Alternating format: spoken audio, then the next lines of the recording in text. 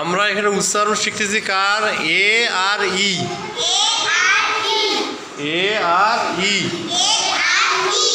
তাহলে প্রথমে দেখো এইখানে ডি এর পরে কি আছে?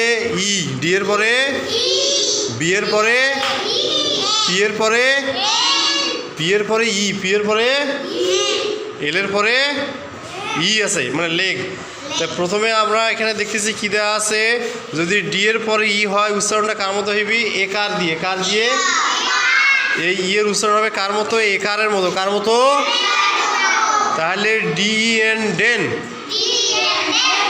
BD bed, PT pet,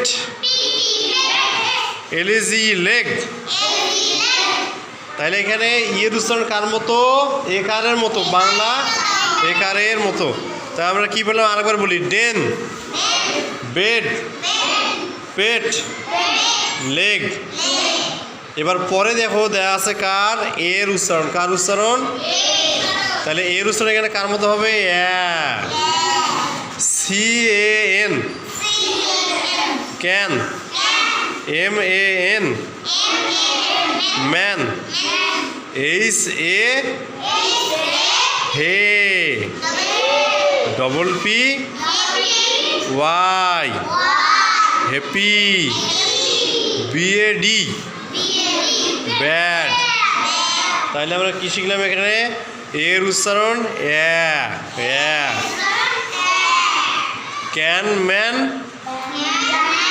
happy bad, can man happy bad.